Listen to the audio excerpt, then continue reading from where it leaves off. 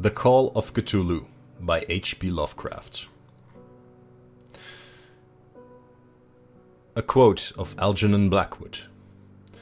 Of such great powers or beings there may be conceivably a survival of a hugely remote period when consciousness was manifested, perhaps, in shapes and forms long since withdrawn before the tide of advancing humanity. Forms of which poetry and legend alone have caught a flying memory and called them gods, monsters, mythical beings of all sorts and kinds.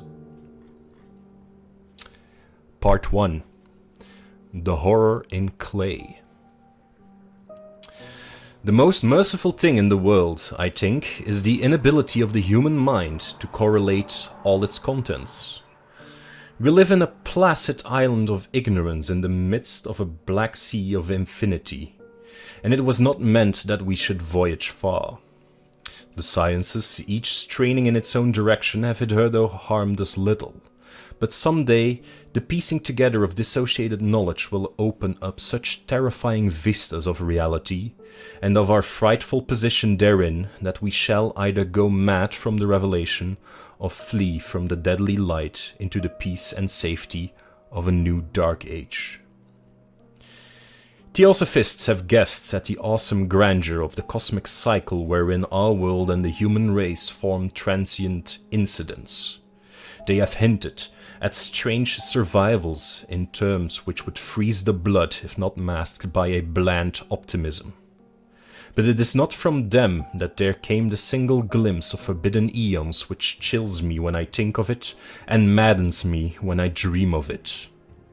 That glimpse, like all dread glimpses of truth, flashed out from an accidental piecing together of separate things, in this case an old newspaper item and the notes of a dead professor. I hope that no one else will accomplish this piecing out. Certainly, if I live, I shall never knowingly supply a link in so hideous a chain. I think that the professor, too, intended to keep silent regarding the part he knew, and that he would have destroyed his notes had not sudden death seized him. My knowledge of the thing began in the winter of 1926-27, with the death of my grand-uncle George Gamel Angel, Professor Emeritus of Semitic Languages in Brown University, Providence, Rhode Island. Professor Angel was widely known as an authority on ancient inscriptions and had frequently been resorted by the heads of prominent museums, so that his passing at the age of 92 may be recalled by many. Locally, interest was intensified by the obscurity of the cause of death. The professor had been stricken whilst returning from the Newport boat, falling suddenly, as witnesses said, after having been jostled by a nautical-looking Negro who had come from one of the queer dark courts on the precipitous hillside which formed a shortcut from the waterfront to the deceased's home in William Street. Physicians were unable to find any visible disorder, but concluded after perplexed debate that some obscure lesion of the heart, induced by the brisk ascent of so steep a hill by so elderly a man, was responsible for the end. At the time I saw no reason to dissent from this dictum, but latterly I am inclined to wonder, and more than wonder. As my grand-uncle's heir and executor, for he died a childless widower, I was expected to go over his papers with some thoroughness, and for that purpose moved his entire set of files and boxes to my quarters in Boston. Much of the material which I correlated will be later published by the American Archaeological Society, but there was one box which I found exceedingly puzzling, and which I felt much averse from shewing to other eyes.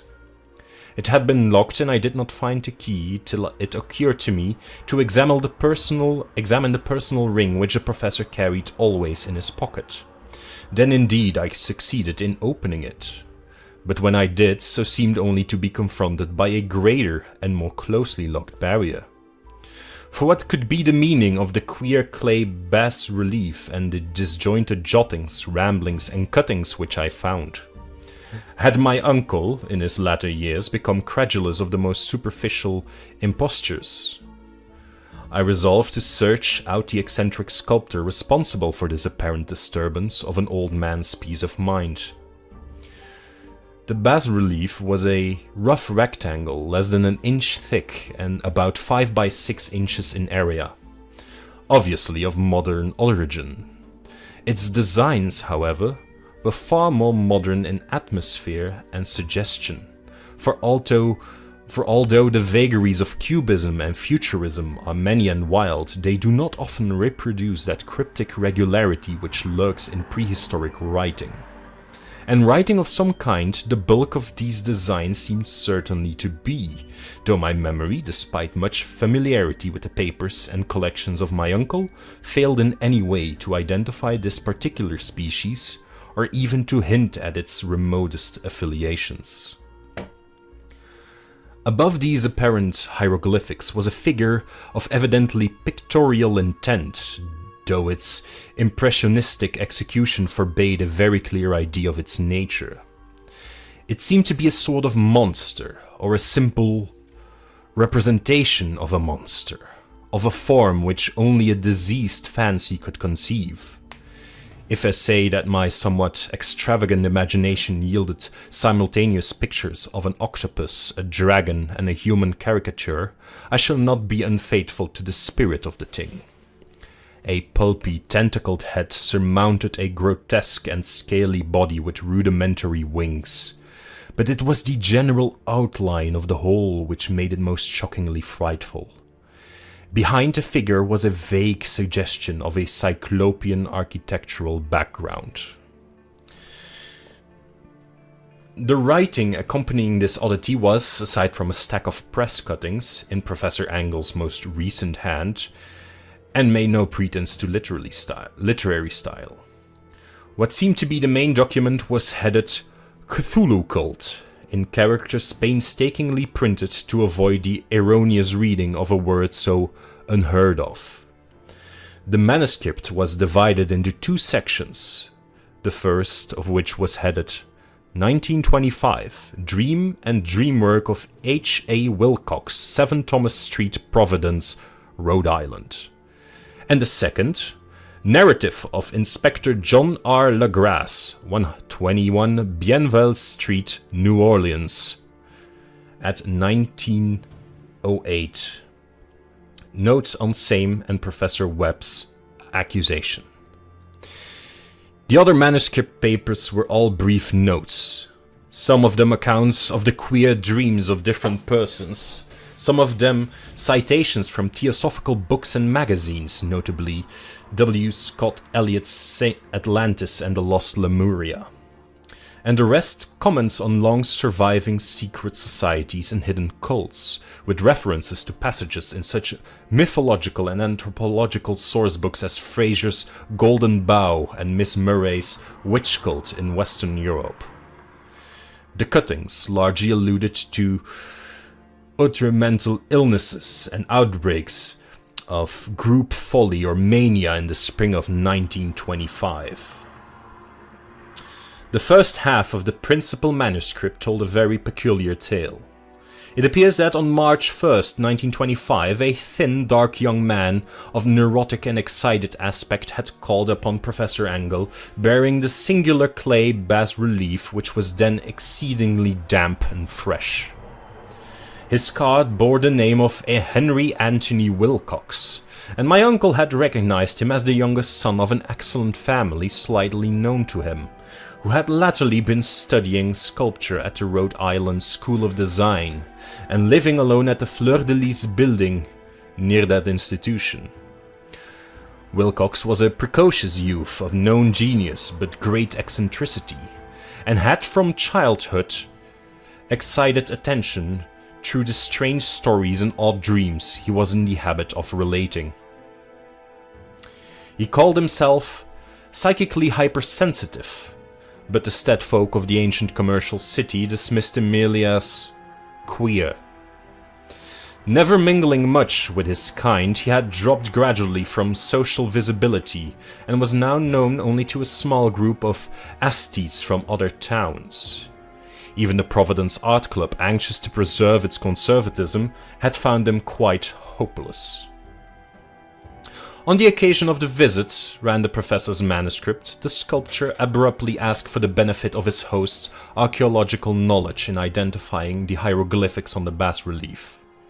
He spoke in a dreamy, stilted manner which suggested pose and alienated sympathy, and my uncle shewed some sharpness in replying, for the conspicuous freshness of the tablet implied kinship with anything but archaeology.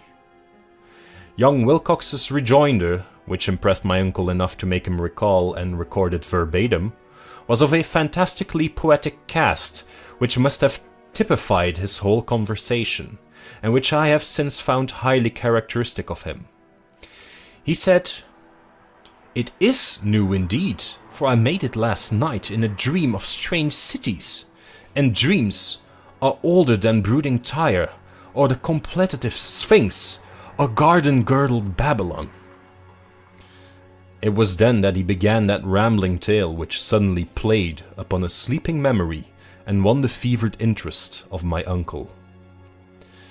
There had been a slight earthquake tremor the night before, the most considerable felt in New England for some years, and Wilcox's imagination had been keenly affected. Upon retiring, he had had an unprecedented dream of great cyclopean cities of Titan blocks and sky-flung monoliths, all dripping with green ooze and sinister with latent horror.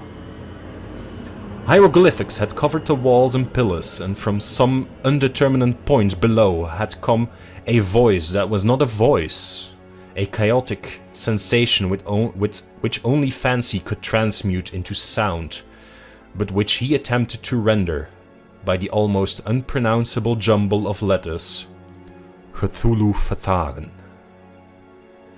This verbal jumble was the key to the recollection, which excited and disturbed Professor Angle.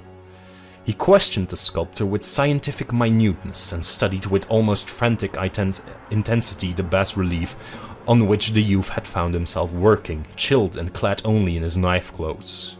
When waking, my uncle blamed his old age, Wilcox afterwards said, for his slowness in recognizing both hieroglyphics and pictorial design.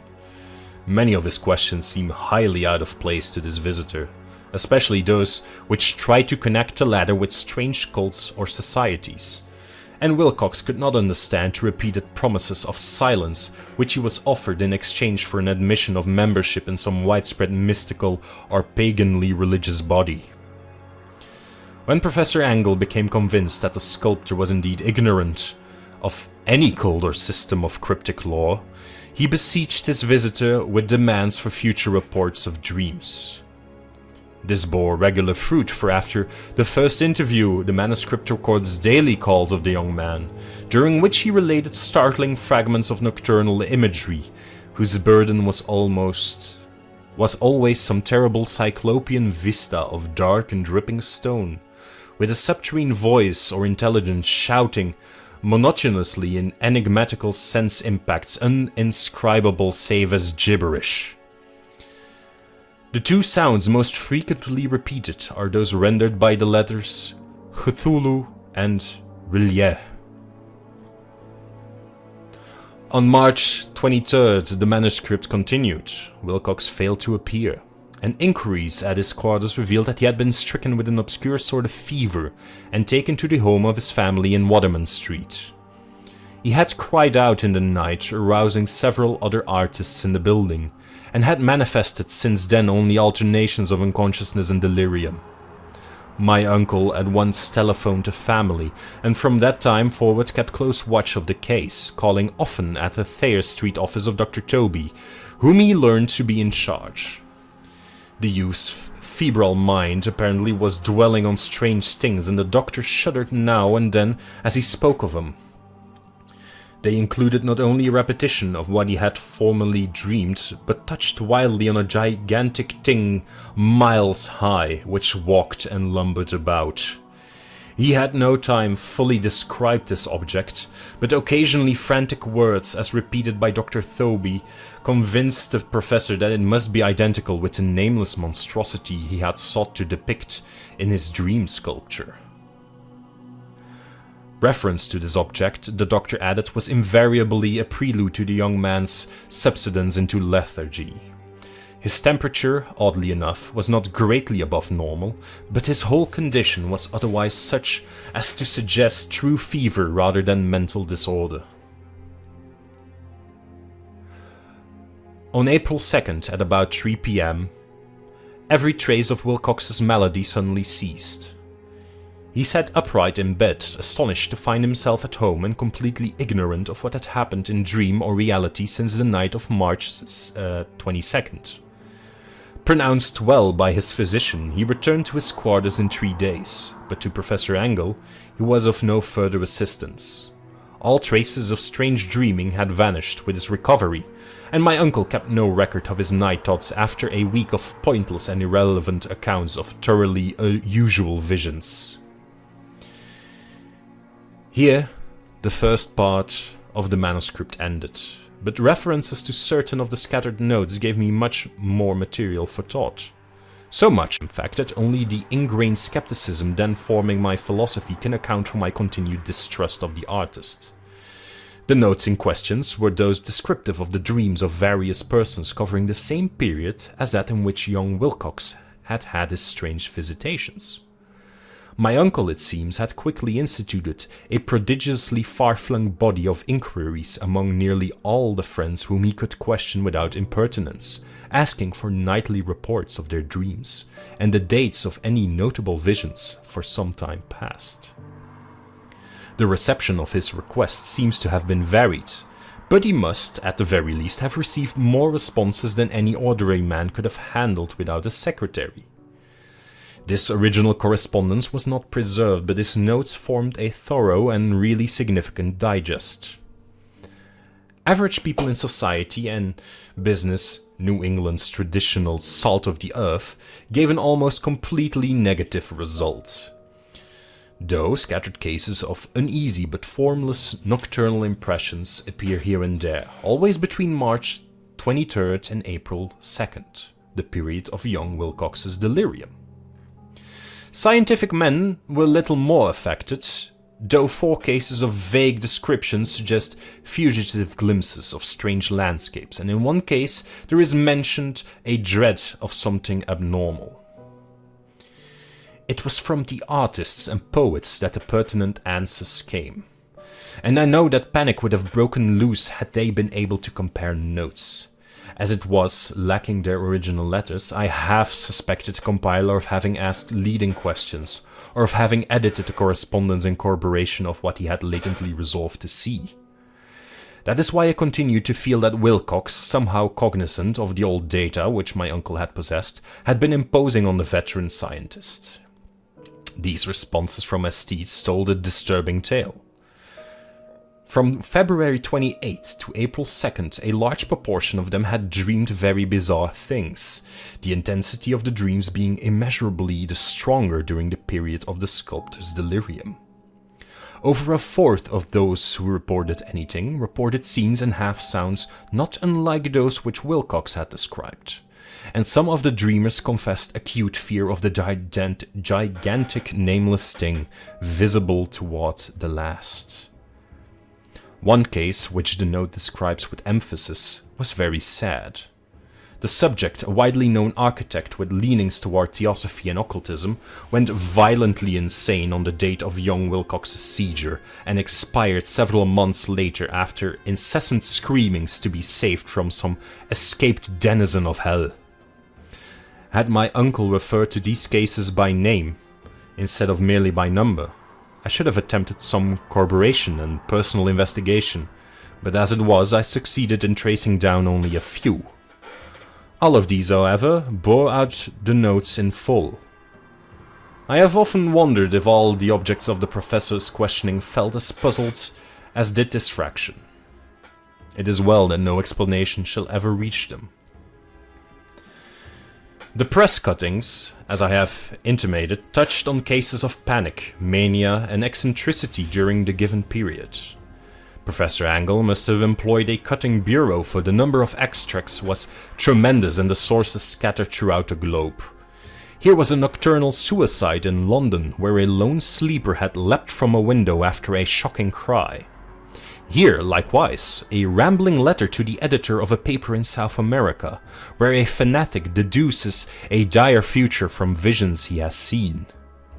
A dispatch from California describes a theosophist colony as donning white robes en masse for some glorious fulfillment which never arrives, whilst items from India speak guardedly of serious native unrest toward the end of March. Voodoo orgies multiply in Haiti, and African outposts report ominous mutterings. American officers in the Philippines find certain tribes bothersome about this time, and New York policemen are mobbed by hysterical Levantines in the night of March 22nd, 23rd. The west of Ireland, too, is full of wild rumor and legendary, and a fantastic painter named Ardois Bonneau hangs a blasphemous dream landscape in the Paris Spring Salon of 1926. And so, numerous are the recorded troubles in insane asylums that only a miracle can have stopped the medical fraternity from noting strange parallelisms and drawing mystified conclusions. A weird bunch of cuttings all told, and I can at this date scarcely envisage the callous rationalism with which I set them aside. But I was then convinced that young Wilcox had known of the older matters mentioned by the professor. Part 2. The Tale of Inspector Legrasse. The older matters, which had made the sculptor's dream and bas-relief so significant to my uncle, formed the subject of the second half of his long manuscript. Once before, it appears, Professor Angle had seen the hellish outlines of the nameless monstrosity, puzzled over the unknown hieroglyphics, and heard the ominous syllables which can be rendered only as Cthulhu. And all this in so stirring and horrible a connection that it is small wonder he pursued young Wilcox with queries and demands for data.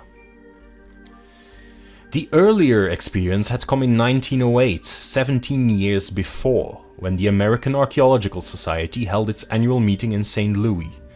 Professor Angle, as befitted one of his authority and attainments, had had a prominent part in all the deliberations, and was one of the first to be approached by the several outsiders who took advantage of the convocation to offer questions for correct answering and problems for expert solution. The chief of these outsiders, and in short time the focus of interest for the entire meeting, was a commonplace-looking middle-aged man who had traveled all the way from New Orleans for certain special information unobtainable from any local source. His name was John Raymond Legrasse, and he was by profession an inspector of police. With him he bore the subject of his visit, a grotesque, repulsive and apparently very ancient stone statuette whose origin he was at a loss to determine. It must not be fancied that Inspector Legrasse had the least interest in archaeology. On the contrary, his wish for enlightenment was prompted by purely professional considerations.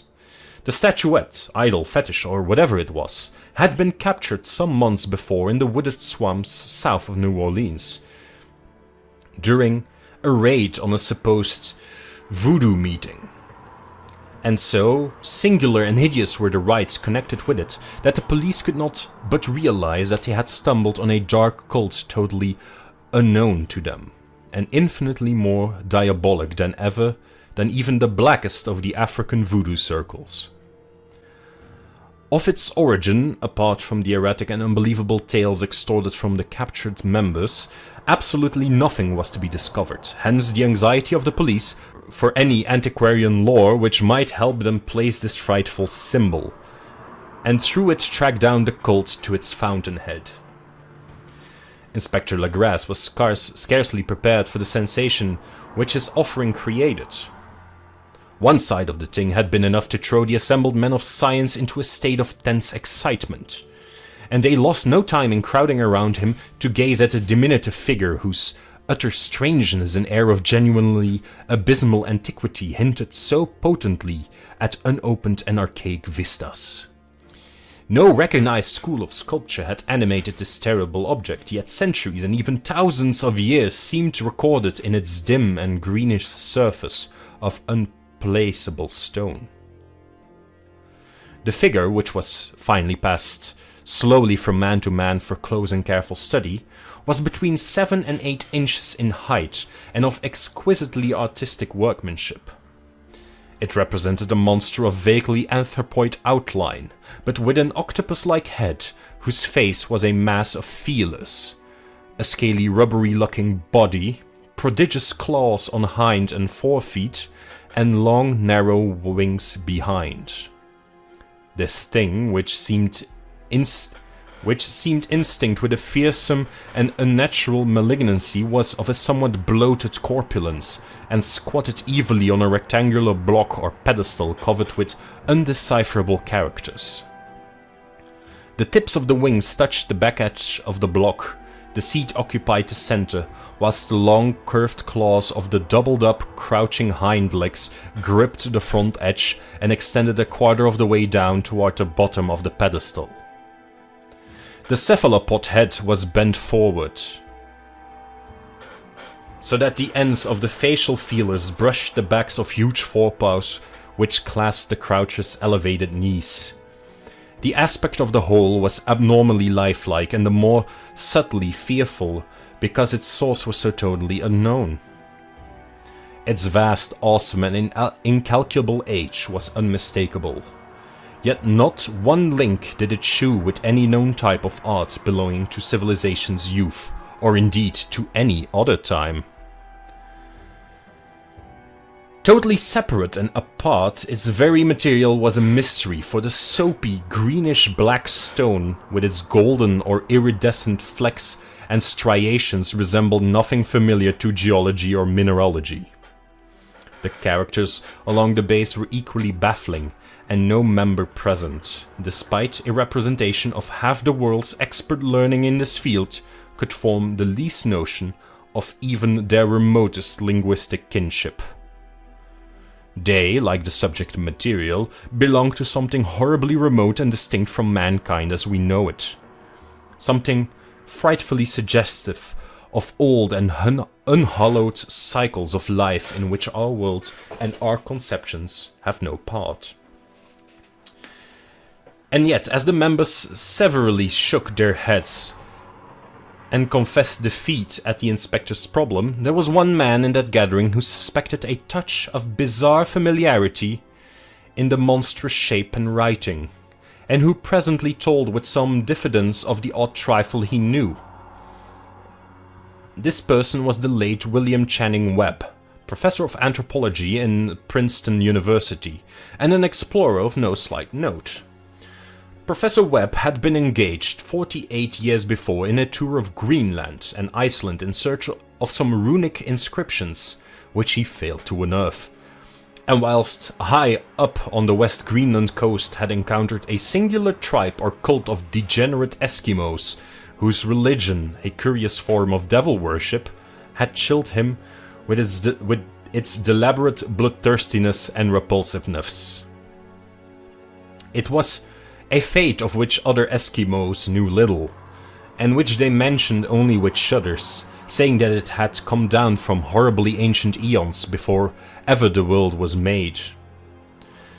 Besides nameless rites and human sacrifices, there were certain queer hereditary rituals addressed to a supreme elder devil, or Tornasuk, and of this Professor Webb had taken a careful phonetic copy from an aged Angakok or wizard priest, expressing the sounds in Roman letters as best he knew how. But just now of prime significance was the fetish which this cult had cherished, and around which they danced when the aurora leaped high over the ice cliffs.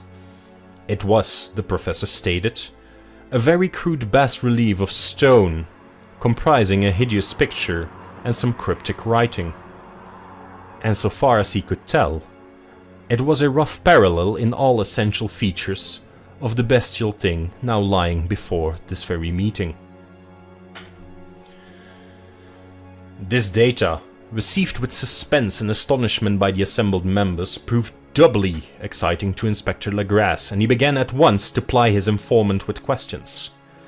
Having noted and copied an oral ritual among the swamp cult worshippers his men had arrested, he besought the professor to remember as best he might the syllables taken down amongst the diabolist Eskimo.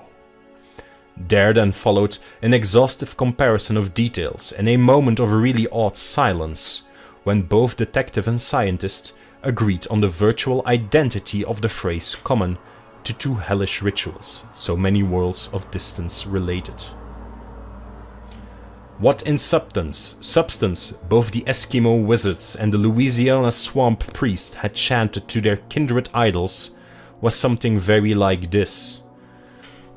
The word divisions being guessed at from traditional breaks in the phrase as chanted aloud. Funguli munglwa naf Cthulhu rilje waga nagel vertagen. Legrasse had 1 point in advance of Professor Webb, for several among his mongrel prisoners had repeated to him what older celebrants had told him the words meant. This text, as given, ran something like this. In his house at Rillier, dead Cthulhu waits dreaming. And now, in response to a general and urgent demand, Inspector Legrasse related as fully as possible his experience with the swamp worshippers, telling a story to which I could see my uncle attach profound significance. It savoured of the wildest dreams of mythmaker and theosophist, and disclosed an astonishing degree of cosmic imagination among such half-castes and pariahs as might be least expected to possess it. On November 1st, 1907, there had come to New Orleans police a frantic summons from the swamp and lagoon country to the south. The squatters there, mostly primitive but good-natured descendants of Lafitte's men, were in the grip of stark terror from an unknown thing which had stolen upon them in the night. It was voodoo, apparently, but voodoo of a more terrible sort than they had ever known. And some of their women and children had disappeared since the malevolent tom-tom had begun its incessant beating, far within the black haunted woods where no dweller ventured. There were insane shouts and harrowing screams, soul-chilling chants and dancing devil flames. And, the frightened messenger added, the people could stand it no more. So a body of 20 police, filling 2 carriages and an automobile, had set out in the late afternoon with a shivering squatter as a guide. At the end of the passable road they alighted, and for miles splashed on in silence through the terrible cypress woods where day never came. Ugly roots and malignant hanging nooses of Spanish moss beset them, and now and then a pile of dank stones or fragment of a rotting wall intensified by its hint of morbid habitation, a depression which every malformed tree and every fungus island combined to create. At length the squatter settlement, a miserable huddle of huts, hove in sight, and hysterical dwellers ran out to cluster round a group of bobbing lanterns. The muffled beat of tom-toms was now faintly audible far, far ahead, and a curdling shriek came at infrequent intervals when the wind shifted. A reddish glare, too, seemed to filter through the pale undergrowth beyond endless avenues of forest night. Reluctant even to be left alone again, each one of the cowed squatters refused point-blank to advance another inch toward the scene of unholy worship. So Inspector Legrasse and his 19 colleagues plunged on unguided into black arcades of horror that none of them had ever trod before. The region now entered by the police was one of traditionally evil repute, substantially unknown and untraversed by white men. There were legends of a hidden lake unglimpsed by mortal sight, in which dwelt a huge, formless white polypus thing with luminous eyes, and squatters whispered that bat-winged devils flew up out of caverns in inner earth to worship it at midnight. They said it had been there before d'Iberville, before La Salle, before the Indians, and before even the wholesome beasts and the birds of the woods. It was nightmare itself, and to see it was to die. but it made men dream, and so they knew enough to keep away. The present voodoo orgy was, indeed, on the merest fringe of this abhorred area, but that location was bad enough. Hence, perhaps the very place of the worship had terrified the squatters more than the shocking sounds and incidents. Only poetry or madness could do justice to the noises heard by Legras's men as they ploughed on through the black moors toward the red glare and the muffled tom-toms. There are vocal qualities peculiar to men, and vocal qualities peculiar to beasts. And it is terrible to hear the one when the source should yield the other. Animal fury and orgiastic license will whip themselves to demoniac heights by howls and squawking ecstasies that tore and reverberated through these nighted woods like pestilential tempests from the gulfs of hell. Now and then the less organized ululations would cease, and from what seemed a well-drilled chorus of hoarse voices would rise in sing-song chant that hideous phrase or ritual. Van gloei mnglu naf Cthulhu rile waga nagel vertagen. Then the men, having reached a spot where the trees were thinner, came suddenly in sight of the spectacle itself. 4 of them reeled, 1 fainted, and 2 were shaken into a frantic cry which the mad cacophony of the orgy fortunately deadened. Legras dashed swamp water on the face of the fainting man, and all stood trembling and nearly hypnotized with horror. In a natural glade of the swamp stood a grassy island of perhaps an acre's extent, clear of trees and tolerably dry. On this now leaped and twisted a more indescribable horde of human abnormality than any but a Sime or an Angarola could paint.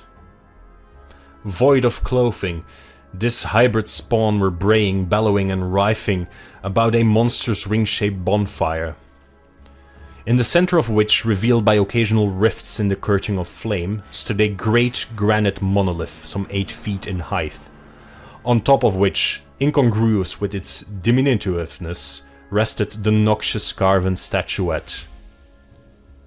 From a wide circle of 10 scaffolds set up at regular intervals with the flame-girt monolith as a center, hung head downward the oddly marred bodies of the helpless squatters who had disappeared. It was inside this circle that the ring of worshippers jumped and warred, the general direction of the mass motion being from left to right in endless bacchanal between the ring of bodies and the ring of fire. It may have been only imagination, and it may have been only echoes which induced one of the men, an excitable Spaniard, to fancy he heard antiphonal responses to the ritual from some far and unilluminated spot deeper within the wood of the ancient legendary and horror. This man, Joseph D. Galvez, I later met and questioned, and he proved distractingly imaginative. He indeed went so far as to hint of the faint beating of great wings, and a glimpse of shining eyes and a mountainous white bulk beyond the remotest trees. But I suppose he had been hearing too much native superstition. Actually, the horrified pause of the men was of comparatively brief duration. Duty came first, and although there must have been nearly 100 mongrel celebrants in the throng, the police relied on their firearms and plunged determinedly into the nauseous rout. For 5 minutes the resultant din and chaos were beyond description. Wild blows were struck, shots were fired, and escapes were made. But in the end, Legras was able to count some 47 sullen prisoners, whom he forced to dress in haste and fall into line between 2 rows of policemen. 5 of the worshippers lay dead, and 2 severely wounded ones were carried away on improvised stretchers by their fellow prisoners. The image on the monolith, of course, was carefully removed and carried back by Legras.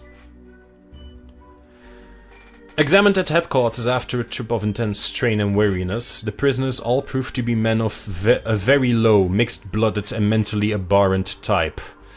Most were seamen, and a sprinkling of Negroes and mulattoes, largely West Indians or Brava Portuguese from the Cape Verde Islands, gave a coloring of voodooism to the heterogeneous cult. But before many questions were asked, it became manifest that something far deeper and older than Negro fetishism was involved. Degraded and ignorant as they were, the creatures held with surprising consistency to the central idea of their loathsome faith. They worshipped, so they said, the great old ones who lived ages before there were any men, and who came to the young world out of the sky.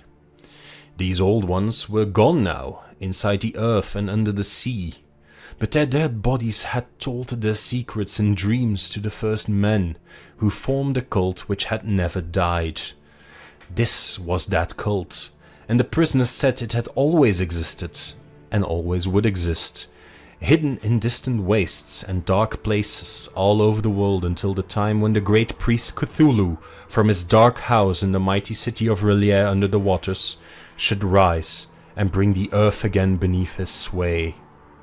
Someday he would call when the stars were ready, and the secret cult would always be waiting to liberate him.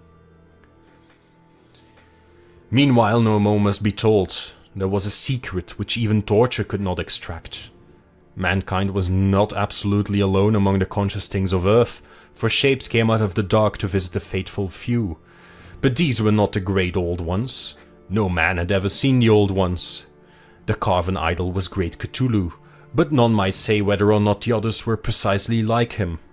No one could read the old writing now, but things were told by word of mouth. The chanted ritual was not a secret that was never spoken aloud, only whispered. The chant meant only this: in his house at R'lyeh, dead Cthulhu waits dreaming. Only 2 of the prisoners were found sane enough to be hanged, and the rest were committed to various institutions. All denied a part in the ritual murders, and averred that the killing had been done by black-winged ones, which had come to them from their immemorial meeting place in the haunted wood. But of those mysterious allies no coherent account could ever be gained. What the police did extract came mainly from an immensely aged mestizo named Castro, who claimed to have sailed to strange ports and talked with undying leaders of the cult in the mountains of China. Old Castro remembered bits of hideous legend that paled the speculations of theosophists and made man and the world seem recent and transient indeed. There had been aeons when other things ruled the earth, and they had had great cities. Remains of them, he said, the deathless Chinaman had told him, were still to be found as cyclopean stones on islands in the Pacific. They all died vast epochs of time before men came. But there were arts which could revive them when the stars had come round again, to the right positions in the cycle of eternity. They had, indeed, come themselves from the stars and brought their images with them. These great old ones, Castro continued, were not composed altogether of flesh and blood. They had shape, for did not this star-fashioned image prove it? But that shape was not made of matter. When the stars were right, they could plunge from world to world through the sky. But when the stars were wrong, they could not live. But although they no longer lived, they would also never really die. They all lay in stone houses in their great city of R'lyeh, preserved by the spells of mighty Cthulhu for a glorious resurrection, when the stars and the earth might once more be ready for them. But at that time, some force from outside must serve to liberate their bodies. The spells that preserved them intact likewise prevented them from making an initial move, and they could only lie awake in the dark and think whilst uncounted millions of years rolled by. They knew all that was occurring in the universe, but their mode of speech was transmitted thought. Even now they talked in their tombs. When, after infinities of chaos, the first man came, the great old ones spoke to the sensitive among them by molding their dreams, for only thus could their language reach the fleshy minds of mammals. Then, whispered Castro, those first men formed a cult around small idols which the great ones shewed them. Idols brought in dim areas from dark stars. That cult would never die till the stars came right again, and the secret priest would take great Cthulhu from his tomb to revive his subjects and resume his rule of Earth. The time would be easy to know, for then mankind would have become as the great old ones, free and wild and beyond good and evil, with laws and morals thrown aside and all men shouting and killing and reveling in joy. And then the liberated old ones would teach them new ways to shout and kill and revel and enjoy themselves. And all the earth would flame with a holocaust of ecstasy and freedom. Meanwhile, the cult, by appropriate rites, must keep alive the memory of those ancient ways and shadow forth the prophecy of their return. In the elder time, chosen men had talked with the entombed old ones in dreams, but then something had happened. The great stone city Relais, with its monoliths and sepulchres, had sunk beneath the waves, and the deep waters, full of the one primal mystery through which not even thought can pass, had cut off the spectral intercourse. But memory never died, and High Priest said that the city would rise again when the stars were right. Then came out of the earth the black spirits of Earth, moldy and shadowy, and full of dim rumors picked up in caverns beneath forgotten sea bottoms. But of them old Castro dared not speak much. He cut himself off hurriedly, and no amount of persuasion or subtlety could elicit more in his direction. The size of the old ones too he curiously declined to mention. Of the cult he said that he thought the center lay amid the pathless deserts of Arabia, where Irem, the city of pillars, dreams hidden and untouched. It was not allied to the European witch cult and was virtually unknown beyond its members. No book had ever really hinted of it, though the deathless Chinaman said that there were no double meanings in the Necronomicon of the mad Arab Abdullah al-Hazret, which the initiated might read as they chose, especially the much-discussed couplet. That is not death which can eternal lie, and which strange eons even death may die. Inspector Legras, deeply impressed and not a little bewildered, had inquired in vain concerning the historic affiliations of the cult. Castro apparently had told the truth when he said it was wholly secret. The authorities at Tulane University could shed no light upon either cult or image, and now the detective had come to the highest authorities in the country and met with no more than the Greenland tale of Professor Webb. The feverish interest aroused at the meeting by Legras's tale, corroborated as it was by the statuette, is echoed in the subsequent correspondence of those who attended. Although scant mention occurs in the formal publications of the Society, caution is the first care of those accustomed to face occasional charlatanry and imposture. Legras for some time lent the image to Professor Webb, but at the latter's death it was returned to him and remains in his possession, where I viewed it not long ago. It is truly a terrible thing, and unmistakably akin to the dream sculpture of young Wilcox. That my uncle was excited by the tale of the sculpture I did not wonder, for what thoughts must arise upon hearing, after a knowledge of what Legras had learned of the cult, of a sensitive young man who had dreamed not only the figure and exact hieroglyphics of the swamp-found image and the Greenland Devil tablet, but had come in his dreams upon at least 3 of the precise words of the formula uttered alike by Eskimo diabolists and mongrel Louisianians. Okay. Professor Engel's instant start on an investigation of the utmost thoroughness was eminently natural, though privately I suspected young Wilcox of having heard of the cult in some indirect way, and having invented a series of dreams to heighten and continue the mystery at my uncle's expense. The dream narratives and cuttings collected by the professor were, of course, strong corroboration, but the rationalism of my mind and the extravagance of the whole subject led me to adopt what I thought the most sensible conclusions.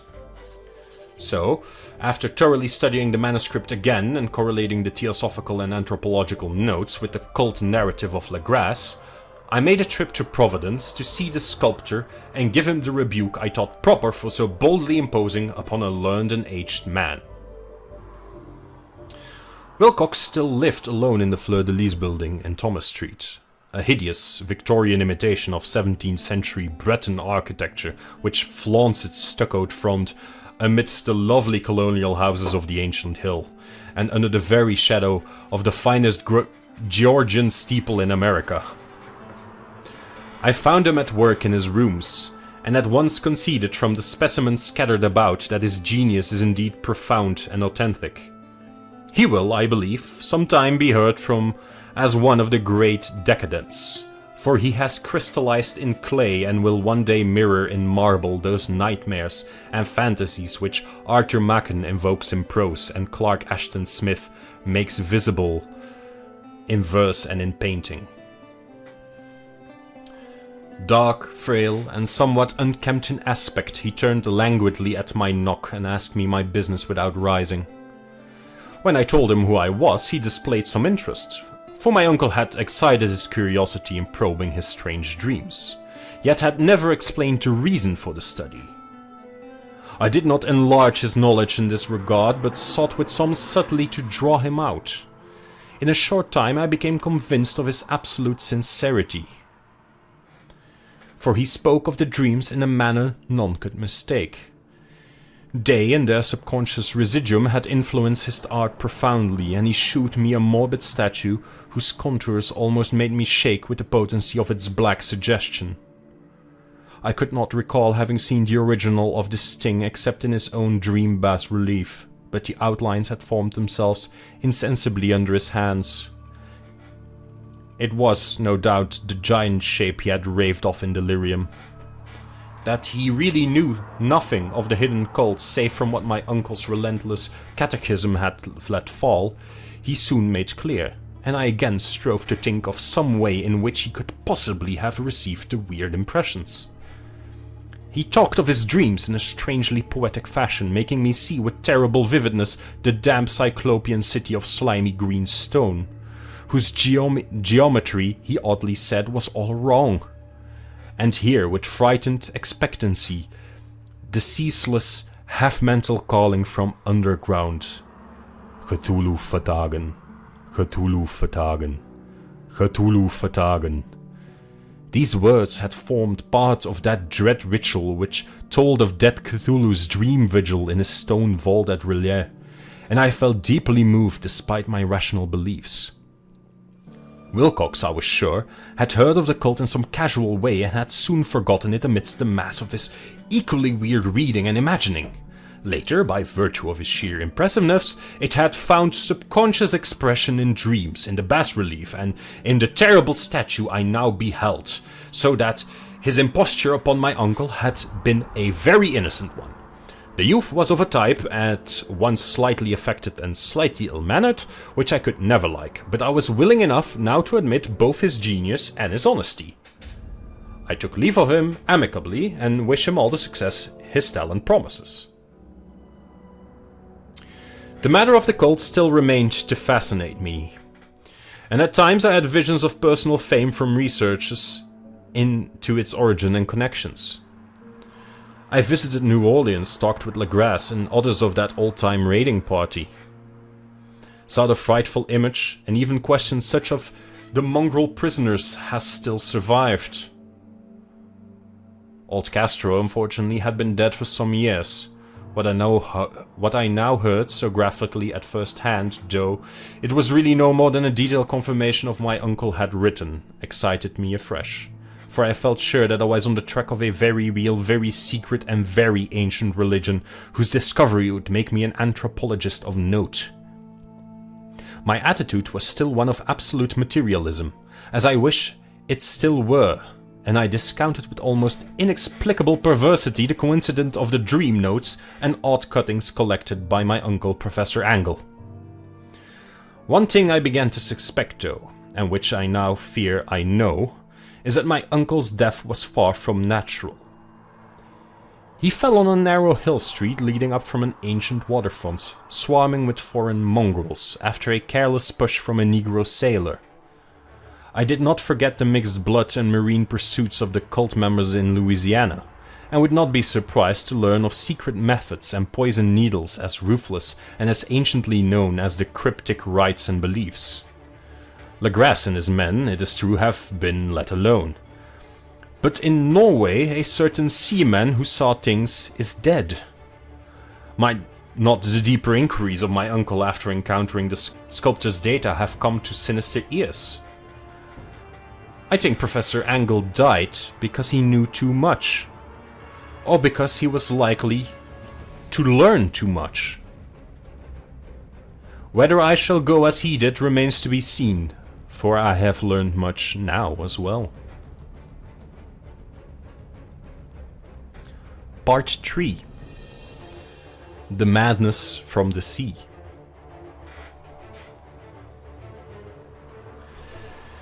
If heaven ever wishes to grant me a boon, it will be a total effacing of the results of a mere chance which fixed my eye on a certain stray piece of shelf paper. It was nothing on which I could naturally have stumbled in the course of my daily round, for it was an old number of an Australian journal, the Sydney Bulletin, from April 18th, 1925. It had escaped even the cutting bureau, which had at the time of its issuance been avidly collecting material for my uncle's research. I had largely given over my inquiries into what Professor Angle called the Cthulhu cult, and was visiting a learned friend in Paterson, New Jersey, the curator of a local museum and a mineralogist of note. Examining one day the reserve specimens roughly set on the storage shelves in a rear room of the museum, my eye was caught by an odd picture in one of the old papers spread beneath the stones. It was the Sydney Bulletin I have mentioned, for my friend has wide affiliations in all conceivable foreign parts, and the picture was a half-tone cut of a hideous stone image almost identical with that which Legrasse had found in the swamp. Eagerly clearing the sheet of its precious contents, I scanned the item in detail, and was disappointed to find it of only moderate length. What it suggested, however, was of portentous significance to my flagging quest, and I carefully tore it out for immediate action. It read as follows. Mystery derelict found at sea. Vigilant arrives with helpless armed New Zealand yacht in tow. One survivor and dead man found aboard. Tale of desperate battle and deaths at sea. Rescued seaman refuses particulars of strange experience. Odd idol found in his possession. Inquiry to follow. The Morrison Company's freighter Vigilant, bound from Valparaiso, arrived this morning at its wharf in Darling Harbour, having in tow the battered and disabled but heavily armed steam yacht Alert of Dunedin, New Zealand, which was sighted April 12th in south latitude 34 degrees 21 minutes, west longitude 152 degrees 17 minutes, with one living and one dead man aboard. The Vigilant left Valparaiso March 25th, and on April 2nd was driven considerably south of a course by exceptionally heavy storms and monster waves. On April 12th, the derelict was sighted, and though apparently deserted, was found upon boarding to contain one survivor in a half-delirious condition and one man who had evidently been dead for more than a week. The living man was clutching a horrible stone idol of unknown origin, about a foot in height, regarding whose nature authorities at Sydney University, the Royal Society and the museum in College Street all profess complete bafflement, and which the survivor says he found in the cabin of the yacht in a small carved shrine of common pattern. This man, after recovering his senses, told an exceedingly strange story of piracy and slaughter. He is Gustav Johansen, a Norwegian of some intelligence, and had been second mate of the two-masted schooner Emma of Auckland, which sailed from Callao February 20th with a complement of 11 men. The Emma, he says, was delayed and thrown widely south of her course by the Great Storm of March 1st. And on March 22nd encountered the Alert, manned by a queer and evil-looking crew of Kanakas and half-castes. Being ordered peremptorily to turn back, Captain Colin refused, whereupon the strange crew began to fire savagely and without warning upon the schooner with a peculiarly heavy battery of brass cannon, forming part of the yacht's equipment. The Emma's men shoot fight, says the survivor, and though the schooner began to sink from shots beneath the waterline, they managed to heave alongside their enemy and board her, grappling with the savage crew on the yacht's deck and being forced to kill them all, the number being slightly superior, because of their particularly abhorrent and desperate, though rather clumsy mode of fighting. 3 of the Emma's men, including Captain Collins and First Mate Green, were killed, and the remaining 8 under Second Mate Johansen proceeded to navigate the captured yacht, going ahead in their original direction to see if any reason for their ordering back had existed. The next day, it appears they raced and landed on a small island, although none is known to exist in that part of the ocean, and 6 of the men somehow died ashore, though Johansen is queerly reticent about this part of his story. He only speaks of their falling into a rock chasm.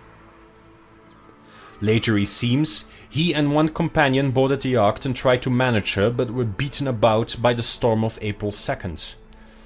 From that time till his rescue on the 12th, the man remembers little, and he does not even recall when William Bryden, his companion, died.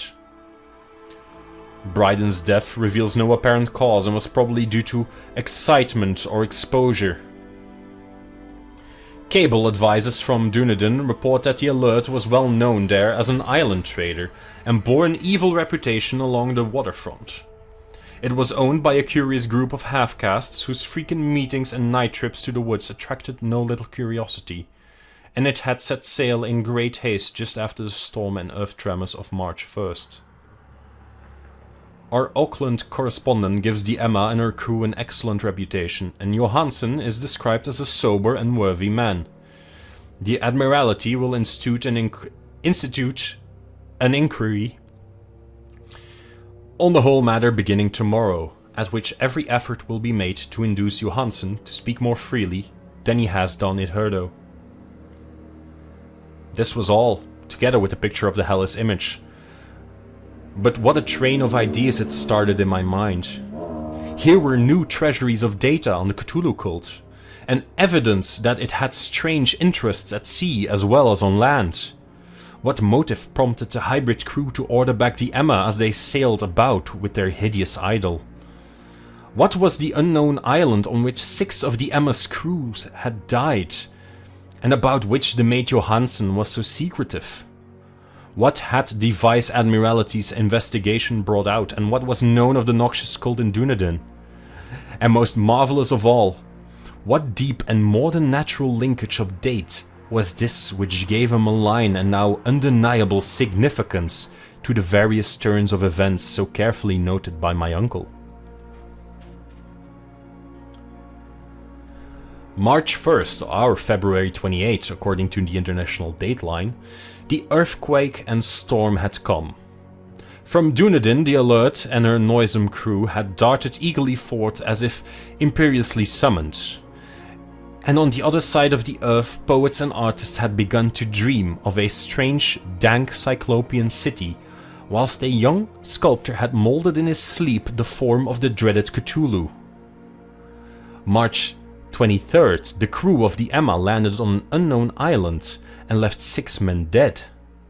And on that date, the dreams of sensitive men assumed a heightened vividness and darkened with dread of a giant monster's malign pursuit, whilst an architect had gone mad and a sculptor had lapsed suddenly into delirium. And what of this storm of April 2nd, the date on which all dreams of the dank city ceased and Wilcox emerged unharmed from the bondage of strange fever? What of all this and of these hints of old Castro about sunken star-born old ones and their coming reign, their fateful cult and their mastery of dreams?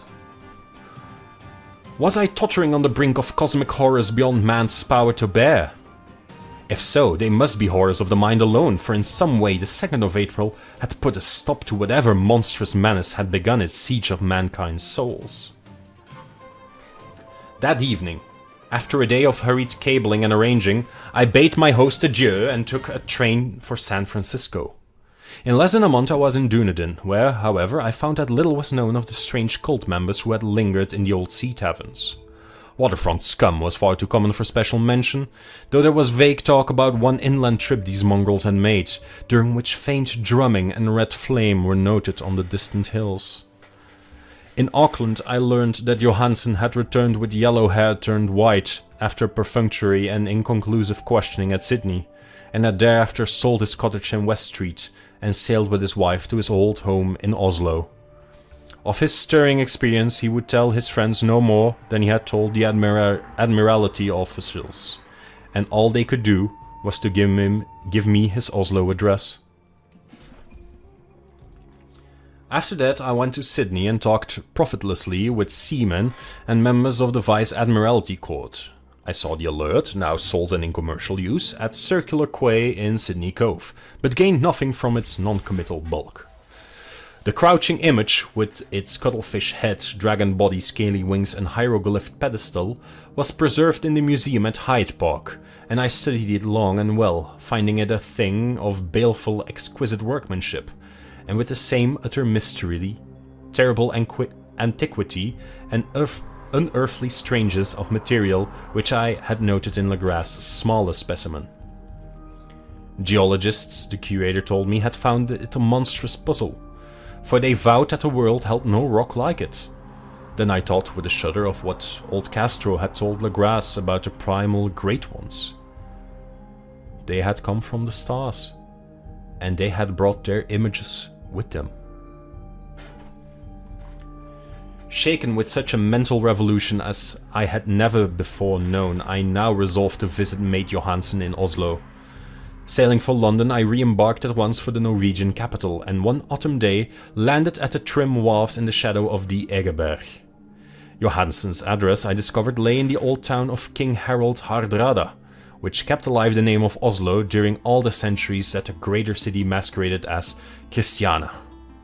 I made a brief trip by taxicab and knocked with palpitant heart at the door of a neat and ancient building with plastered front.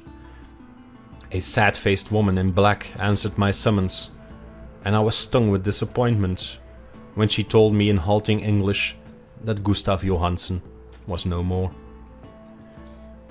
He had not survived his return, said his wife, for the doings at sea in 1925 had broken him.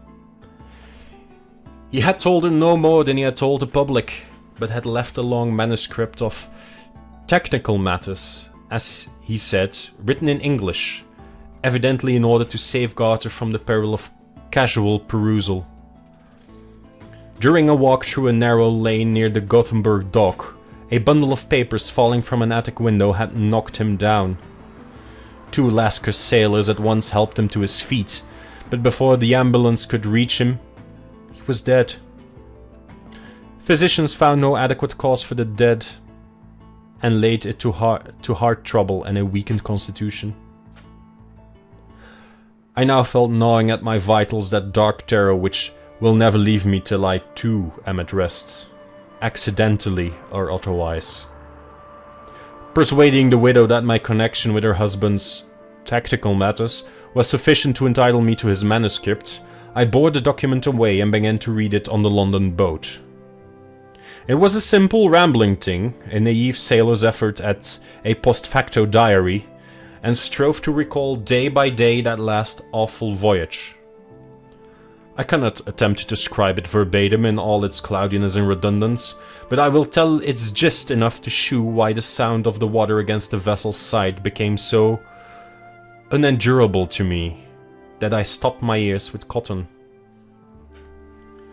Johansen, thank God, did not know quite all, even though he saw the city and the thing, but I shall never sleep calmly again when I think of the horrors that lurk ceaselessly behind life in time and in space, and of those unhallowed blasphemies from elder stars, which dream beneath the sea, known and favored by a nightmare cult ready and eager to lose them on the world whenever another earthquake shall heave their monstrous stone city again to the sun and air. Johansen's voyage had begun just as he told it to the Vice Admiralty. The Emma, in ballast, had cleared Auckland on February 20th, and had felt the full force of that earthquake-born tempest, which must have heaved up from the sea bottom the horrors that filled men's dreams.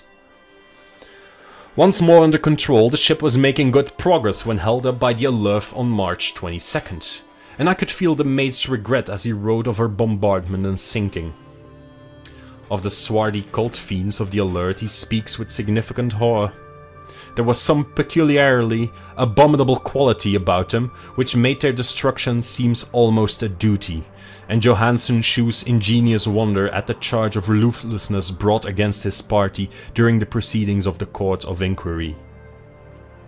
Then, driven ahead by curiosity in their captured yacht under Johansen's command, the men sight a great stone pillar sticking out of the sea, and come upon a coastline of mingled mud, ooze and weedy cyclopean masonry, which can be nothing less than the tangible substance of Earth's supreme terror. The nightmare corpse city of Relais that was built in measureless eons beyond history by the vast, loathsome shapes that seep down from the dark stars. There lay Cthulhu and his hordes, hidden in green, slimy vaults, and sending out, at last, after cycles incalculable, the thoughts that spread fear to the dreams of the sensitive, and called imperiously to the faithful to come on a pilgrimage of liberation and restoration. All this Johansen did not suspect, but God knows he soon saw. He saw more than enough. I suppose that only a single mountaintop, the hideous monolith-crowned citadel whereon great Cthulhu was buried, actually emerged from the waters. When I think of the extent of all that may be brooding down there, I almost wish to kill myself forthwith.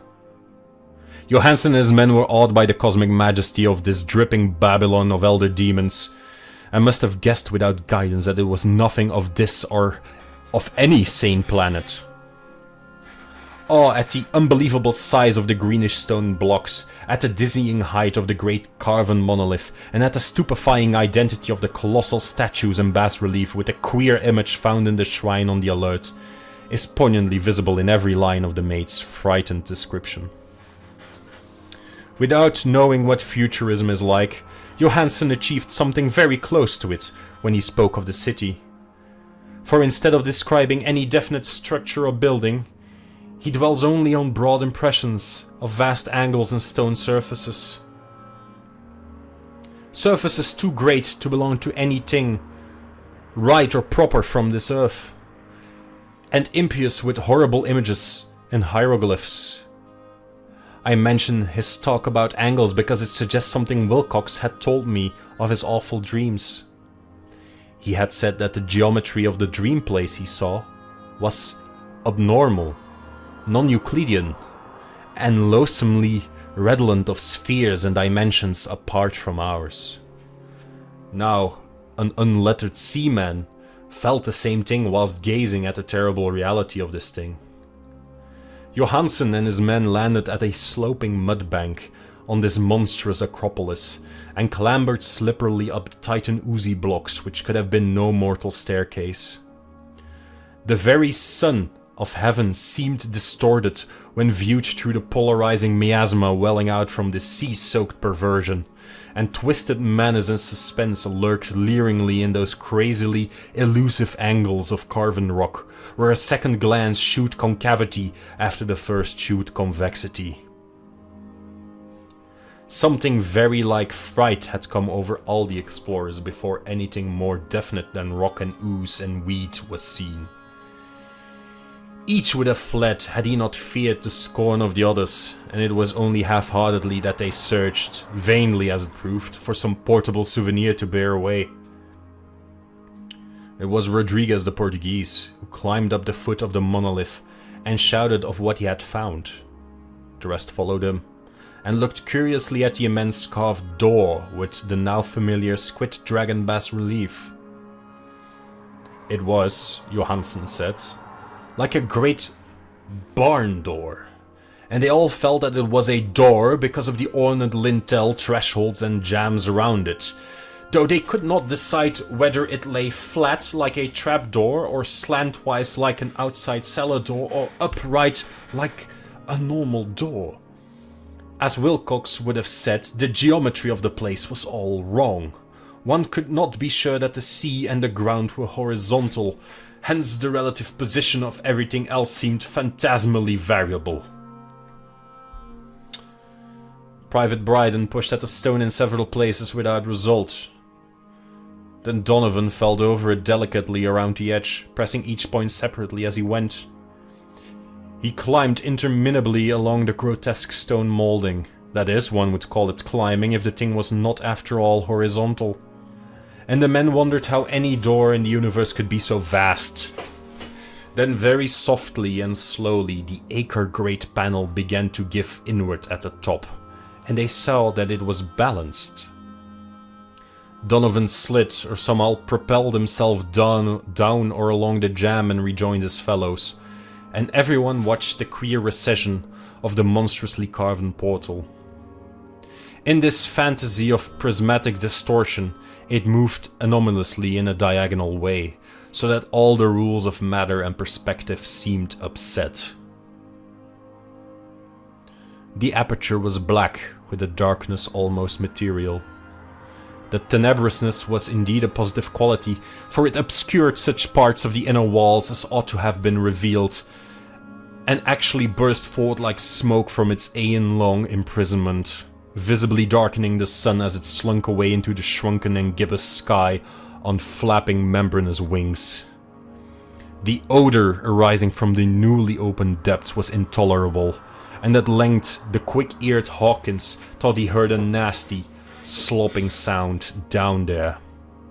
Everyone listened, and everyone was listening still when it lumbered slobberingly into sight and gropingly squeezed its gelatinous green immensity through the black doorway into the tainted outside air of that poisoned city of madness.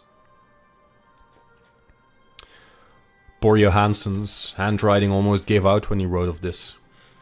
Of the 6 men who never reached the ship, he thinks 2 perished of pure fright in that accursed instant. The thing cannot be described. There is no language for such abysms of shrieking and immemorial lunacy, such eldritch contradictions of all matter, force, and cosmic order. A mountain walked and stumbled. God! What wonder that across the earth a great architect went mad, and poor Wilcox raved with fever in that telepathic instant. The thing of the idols, the green sticky spawn of the stars, had awakened to claim his own. The stars were right again, and what an age-old cult had failed to do by design, a band of innocent sailors had done by accident.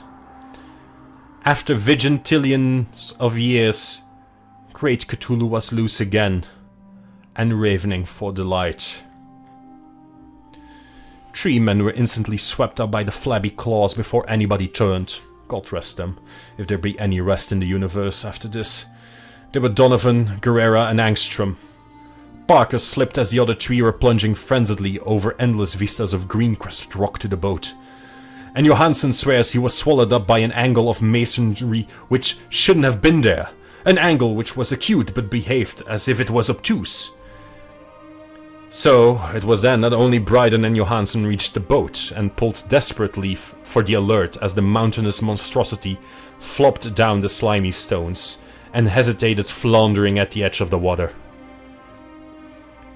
Steam had not been suffered to go down entirely, despite the departure of all hands for the shore, and it was the work of only a few moments of feverish rushing up and down between wheel and engines to get the alert under way.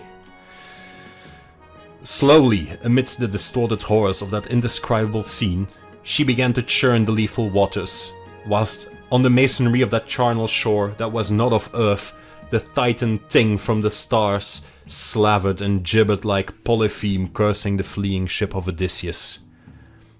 Then, bolder than the storied Cyclops, great Cthulhu slid greasily into the water and began to pursue with vast, wave-raising strokes of cosmic potency.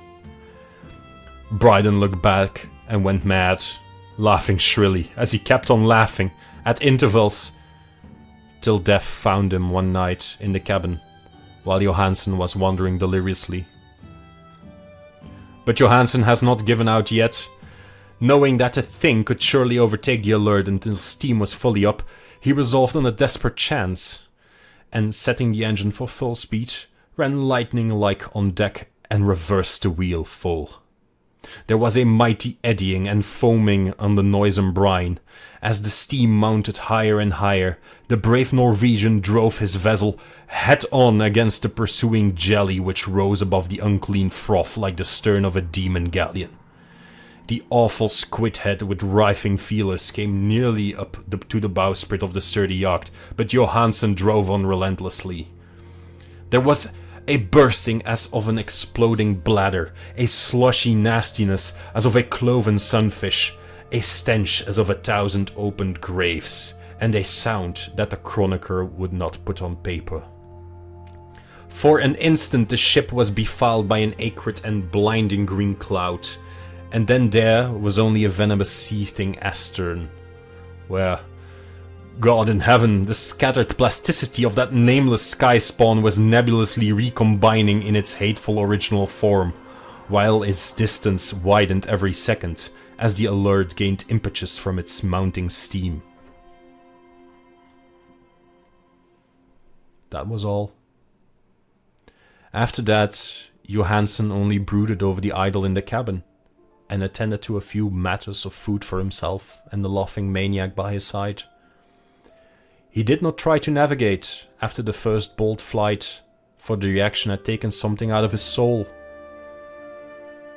Then came the storm of April 2nd, and a gathering of the clouds about his consciousness. There is a sense of spectral whirling through liquid gulls of infinity, of dizzying rides through reeling universes on a comet's tail, and of hysterical plunges from the pit to the moon and from the moon back again to the pit, all livened by a chatinating chorus of the distorted, hilarious elder gods and the green bat-winged mocking imps of Tartarus. Out of that hallucinating dream came rescue. The Vigilant, the Vice Admiralty Court, the streets of Dunedin, and the long voyage back home to the old house by the Eggeberg. He could not tell, they would think him mad. He would write of what he knew before death came. But his wife must not guess. Death would be a boon, if only it could blot out the memories. That was the document I read, and now I have placed it in the tin box beside the bas-relief and the other papers of Professor Angle. With it shall go this record of mine, this test of my own sanity, wherein is pieced together that which I hope may never be pieced together again, this manuscript. I have looked upon all that the universe has to hold of horror, and even the skies of spring and the flowers of summer must ever afterwards be poison to me. But I do not think my life will be long. As my uncle went, as poor Johansen went, as anyone who came across Cthulhu cult went, so I shall go. After all, I know too much, and the cult still lives. Cthulhu still lives too, I suppose, again in that chasm of stone which has shielded him since the sun was young. His accursed city is sunken once more, for the Vigilance sailed over the spot after the April storm, but his ministers on earth still bellow and prance and slay around idle, capped monoliths in lonely places. He must have been trapped by the sinking whilst within his black abyss, or else the world would by now be screaming with fright and frenzy. Who knows the end? What has risen may sink, and what has sunk may rise. Loathsomeness waits and dreams in the deep, and decay, they spread over the tottering cities of men. A time will come, but I must not and cannot think. Let me pray for that. If I do not survive this manuscript, my executors must put caution before audacity and see that this recount meets no other eye.